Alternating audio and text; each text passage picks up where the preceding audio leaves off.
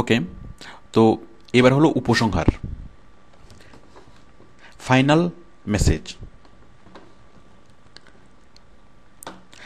How outsourcing is better than any other profession.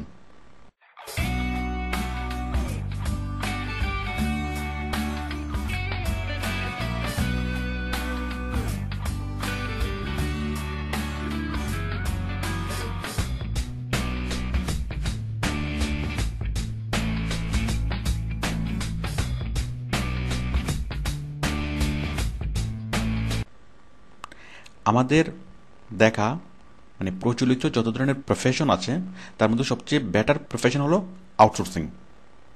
কেন? কারণ আউটসোর্সিংয়ে salary বেশি পাওয়া যায়।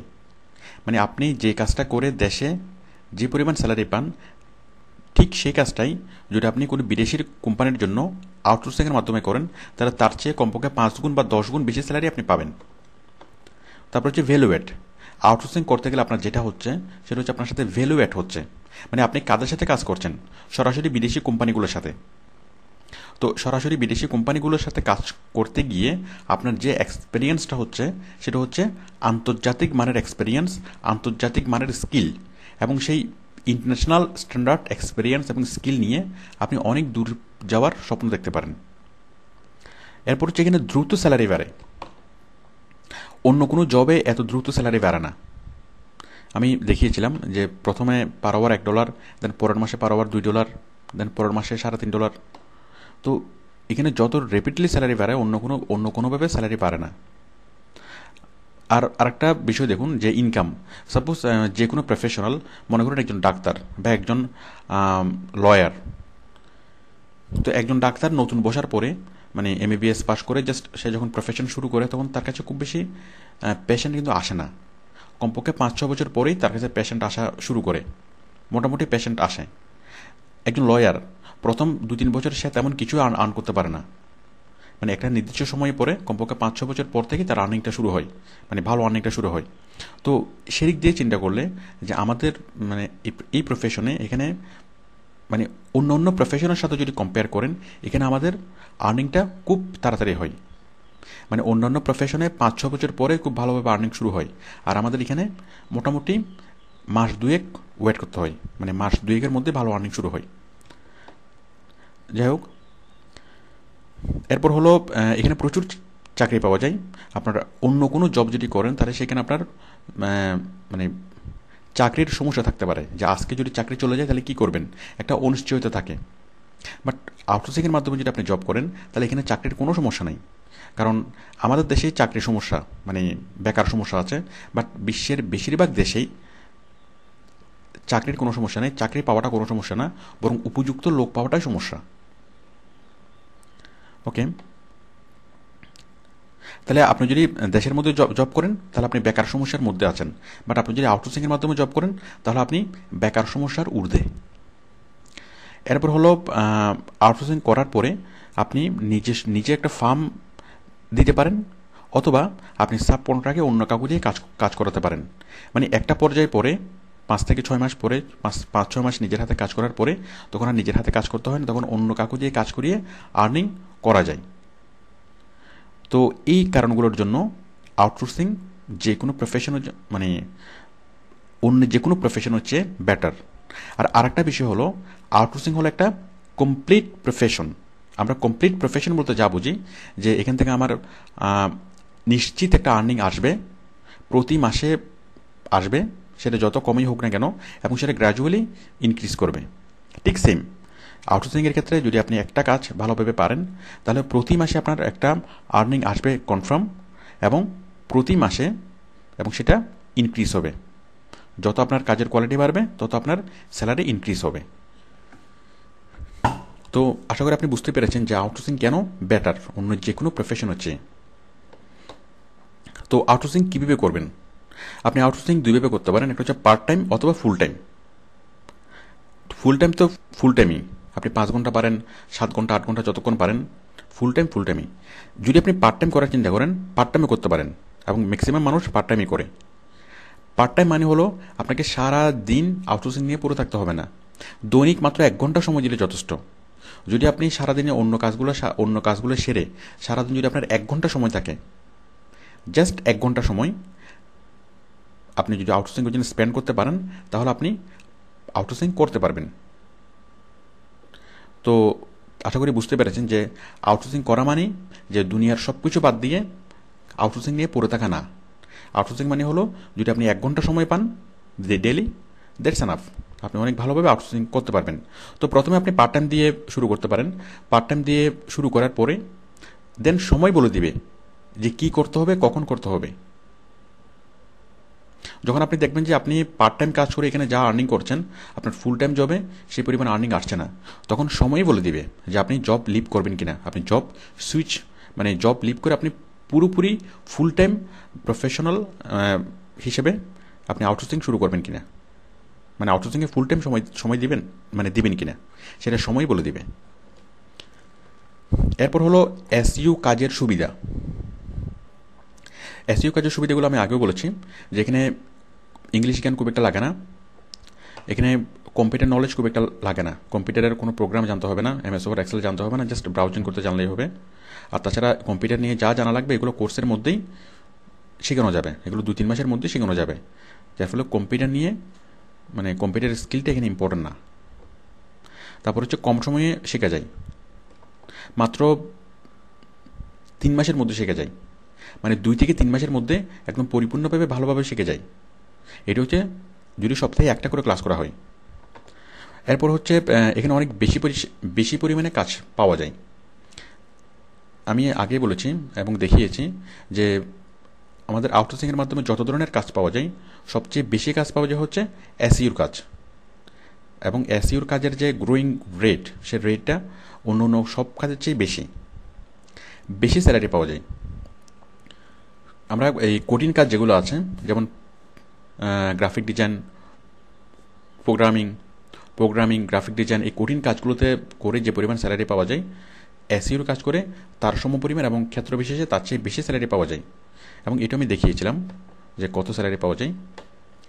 আর এরপরে যেটা সাব কন্ট্রাক্ট জব বা ফার্ম, তো এই সুবিধাটা শুধুমাত্র এসইউ কাজের ক্ষেত্রে আছে।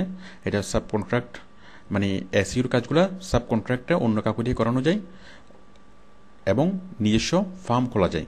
বাট এটা গ্রাফিক ডিজাইন বা প্রোগ্রামিংয়ের ক্ষেত্রে এটা করা যায় না, মানে অন্য কোনো কঠিন কাজের ক্ষেত্রে এটা করা যায় না। আচ্ছা, এসইউ কাজের সুবিধা। এরপর হলো এই সিডিতে যা শেখানো হলো, এই সিডিতে আমরা শিখলাম শুধুমাত্র প্রসেসিংগুলো। আমরা এই সিডিতে কাজ শিখি নাই, আমরা কাজ নিয়ে জাস্ট আলোচনা করেছি, বাট এই সিডিতে কোনো কাজ শেখানো হয় নাই। এই সিডিতে শেখানো হয়েছে কি শুধুমাত্র প্রসেসিং। তো আশা করি আপনারা প্রসেসিংগুলো বুঝতে পেরেছেন। আচ্ছা, এরপর হলো কারা পারবে না। আউটসোর্সিং সবার জন্য না, আউটসোর্সিং করে কারা সফল হবে না। প্রথমত যাদের কনফিডেন্ট নাই, যাদের নিজের উপর কনফিডেন্ট নাই, তারা আউটসোর্সিং করে সফল হবে না। এখন কেউ যদি বলে যে মানে আমরা কোনো গ্যারান্টি দিচ্ছি কিনা,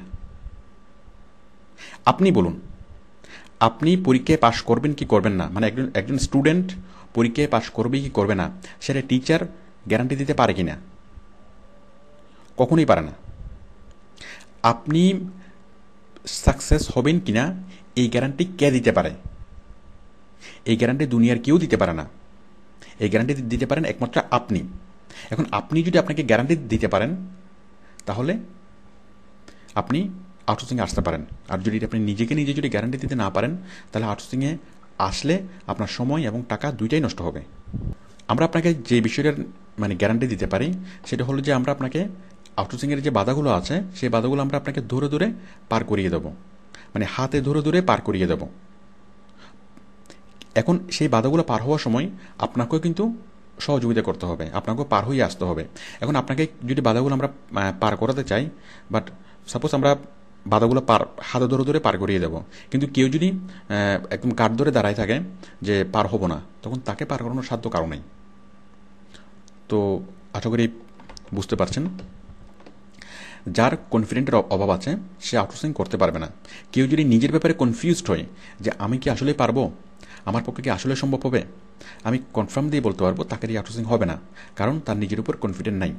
আর আউটসোর্সিং করার জন্য ইম্পর্টেন্ট যেটা সেটা হচ্ছে কনফিডেন্ট। কারণ এখানে এডুকেশন কোয়ালিফিকেশন কোনো ফ্যাক্ট না, অন্য কোনো কিছু কোনো ফ্যাক্ট না, জাস্ট যার কনফিডেন্ট আছে সেই এখানে সাইন করতে পারবে। এরপর হলো যে এমবিশিয়াস না, যে এমবিশিয়াস না সে আউটসোর্সিং করতে পারবে না। এমবিশিয়াস মানে কি? এমবিশিয়াস মানে হলো পরিশ্রম করে উপরে উঠার চেষ্টা করা, পরিশ্রম করে অনেক ভালো কিছুর স্বপ্ন দেখা, সেটা হচ্ছে অ্যাম্বিশন। তো যারা অ্যাম্বিশিয়াস না তারা আউটসোর্সিং করতে পারবে না। যারা গ্রিডি তারা আউটসোর্সিং করতে পারবে না। What is the difference between greedy and ambitious? Ambitious হলো যারা পরিশ্রম করে উপরে উঠার চেষ্টা করে, আর গ্রিডি হলো যারা কোনো কাজ না করে অনেক বড় কিছু, মানে অনেক বড় কিছুর স্বপ্ন দেখে পরিশ্রম না করে, তারা হচ্ছে গ্রিডি। এরপর হলো ধৈর্য। যাদের ধৈর্য নাই তারা আউটসোর্সিং করতে পারবে না। এখানে কতদিন ধৈর্য ধরতে হবে? কমপক্ষে প্রথম 2 মাস। মানে প্রথম 2 মাস যে আপনার একেবারে ইনকাম হবে না তা না, বাট আপনার ইনকাম আর্নিং কম হবে। ওই কম আর্নিং নিয়ে আপনাকে সন্তুষ্ট থাকতে হবে প্রথম 2 মাস। তো এটি হলো ধৈর্য। তো অ্যাকচুয়ালি একজন লয়ার যদি 3-4 বছর ধৈর্য ধরতে পারে, একজন ডাক্তার যদি 3-4 বছর ধৈর্য ধরতে পারে, তো আপনি 2 মাস ধৈর্য ধরতে পারবেন না কেন? আর 2 মাস যদি ধৈর্য ধরতে না পারেন, তাহলে আপনি এই প্রফেশন থেকে কী আশা করেন? কারণ দুনিয়াতে এমন কিছু নেই, এমন কোনো প্রফেশন নেই, এমন কোনো চাকরি বাকরি ব্যবসা কোনো কিছু নেই যেখানে শুরু থেকেই অনেক ভালো কিছু করা যায়। আউটসোর্সিং সেম, আপনাকে প্রথম দিকে কষ্ট করতে হবে, দেন আপনি একসময় এসে অনেক ভালো একটা অবস্থান আপনি যেতে পারবেন। আচ্ছা, এরপর হলো যে নিজেকে কষ্ট দিতে প্রস্তুত না, সে আউটসোর্সিং করতে পারবে না। কারণ আপনি যদি নিজের কাছ থেকে অনেক ভালো কিছু আশা করেন, নিজেকে কষ্ট দিতেই হবে। নিজেকে কষ্ট না দিয়ে আপনি নিজের কাছ থেকে ভালো কিছু কখনোই আশা করতে পারেন না। এখানে কতদিন নিজেকে কষ্ট দিতে হবে? 2 মাস। প্রথম 2 মাস নিজেকে কষ্ট দিতে হবে। তো এখন সেই কষ্টটা কীরকম? সেই কষ্টটা শারীরিক কষ্ট, মানসিক কষ্ট এবং আর্থিক কষ্ট, এই 3 ধরনের কষ্টে আপনাকে নিজেকে দিতে হবে। যে কোনো বড় অ্যাচিভমেন্টের জন্য, যে কোনো বড় সফলতার জন্য আপনাকে এই 3 কষ্ট স্বীকার করে নিতেই হবে। এটার কোনো অল্টারনেটিভ নেই। একটা হচ্ছে শারীরিক কষ্ট, একটা মানসিক কষ্ট এবং একটা আর্থিক কষ্ট। আপনি মনে করে দেখুন যে স্টুডেন্ট অবস্থায় আপনি কত পড়াশোনা করেছেন। মানে স্টুডেন্ট অবস্থায় পড়াশোনা করার সময় আপনার 3 ধরনের কষ্ট কিন্তু হয়েছে। আপনার শারীরিক কষ্ট হয়েছে, কষ্ট করে স্কুলে কলেজে ইউনিভার্সিটিতে যেতে হয়েছে। তারপর আপনার মানসিক কষ্ট হয়েছে, মানসিক কষ্টটাই সবচেয়ে বেশি হয়েছে। যে পরীক্ষার আগে কী মনে হতো? মনে করেন আপনার আগামীকালকে পরীক্ষা, পরীক্ষার সময় কী মনে হতো? মানে আমার যেটা মনে হতো পরীক্ষার আগে, যে দুনিয়ার সবচেয়ে অসুখী মানুষ আমি, বাকিরা সবাই কত কত সুখী, কত হাঁটতেছে, ঘুরতেছে, বেড়াচ্ছে, বাট আমাকে বসে বসে পড়তে হচ্ছে। তো এই যে মানসিক কষ্টটা। এরপর হলো আর্থিক কষ্ট। এটা তো বুঝেনি, ইউনিভার্সিটির ফি, অমুক বই কেনার খরচ, কত রকম খরচ। তাহলে আমরা এই যে পড়াশোনা করার জন্য আমরা কিন্তু 3 ধরনের কষ্ট আমরা স্বীকার করিনি। শারীরিক কষ্ট, মানসিক কষ্ট এবং আর্থিক কষ্ট। কেন স্বীকার করিনি? কারণ আমরা জানি যে এটা আমাদেরকে অনেক বেটার একটা সাপোর্ট দিবে এবং আমার লাইফ টাইম একটা সাপোর্ট দিবে।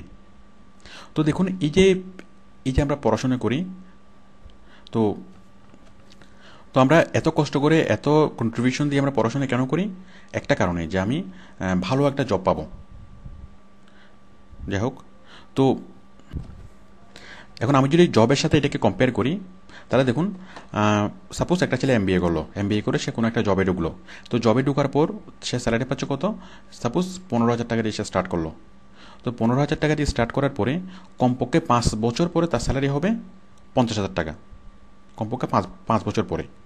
তো আপনারাই দেখেছেন যে এখানে স্যালারিটা কত র্যাপিডলি বাড়ে। মানে এখানে আপনার আপনার যদি প্রথম মাসে যদি আপনার ইনকাম হয় 2,000 টাকা, বাট বছর ঘুরতেই আপনার ইনকাম কত হবে সেটা আপনি দেখতে পেয়েছেন আমাদের আগের আলোচনায়। তো 1 বছরের পরে সেটা কি 1 বছর লাগবে না, আপনার 50 ক্রস করতে 1 বছর লাগবে না।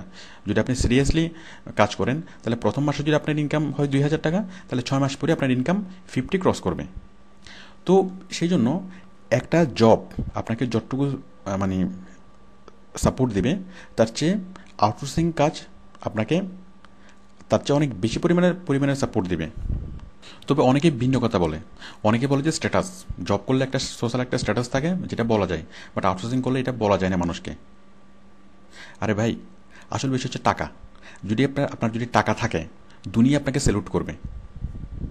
যাই হোক, আপনাকে আউটসোর্সিংয়ে সফল হওয়ার জন্য এই 3টে কষ্ট মেনে নিতেই হবে। একটা হচ্ছে শারীরিক কষ্ট, একটা হচ্ছে মানসিক কষ্ট, একটা হচ্ছে আর্থিক কষ্ট।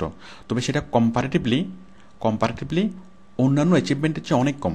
যেমন দেখুন, আমরা এই স্টুডেন্ট লাইফে কত কষ্ট করেছি। সে ক্লাস 1 থেকে শুরু করে মাস্টার্স পর্যন্ত আপনি কত কষ্ট করেছেন। বাট সেই তুলনায় এখানে যে পরিমাণ কষ্টটা দিতে হবে সেটা খুবই সামান্য। মাত্র মাস 2 আপনাকে কষ্ট করতে হবে, বাট অ্যাচিভমেন্টের তুলনায় সেটা অনেক বড়। ওকে, অ্যাট লাস্ট বলি অ্যাবাউট আস।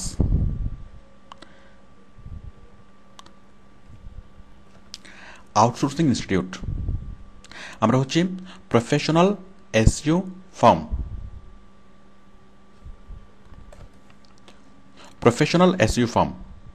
আমরা এসইও ছাড়া দুনিয়ার আর কোনো কিছু বুঝি না, দুনিয়ার আর কোনো কিছু চিনি না। আমরা এসইও খাই, এসইওতে ঘুমাই, এসইও নিয়ে স্বপ্ন দেখি, এবং এসইও আমাদেরকে স্বপ্ন দেখাই। ওকে, ভালো থাকবেন, সুস্থ থাকবেন। আর আমার জন্য এবং আউটসোর্সিং প্রফেশনে যারা আছে এবং যারা সামনের আউটসোর্সিং প্রফেশনাল হতে চাচ্ছে, সবার জন্য দোয়া করবেন। ওকে, থ্যাংক ইউ, আল্লাহ হাফেজ।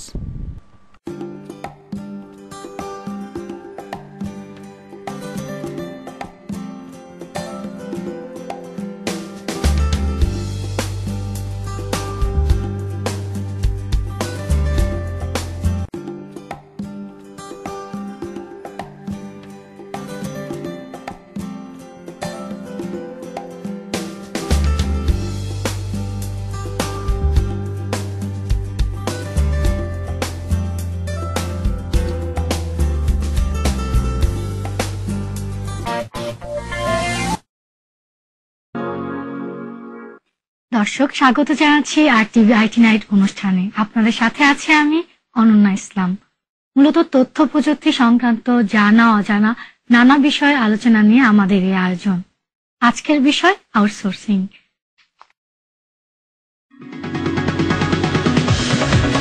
তথ্য প্রযুক্তিতে ক্রমেই এগিয়ে চলেছে বাংলাদেশ।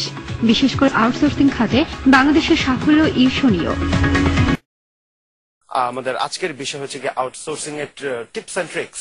ইনফ্যাক্ট আউটসোর্সিং আমরা অনেক কিছু করেছি, অনেক অনুষ্ঠান করেছি, আমাদের অনেক ফিডব্যাক পেয়েছি।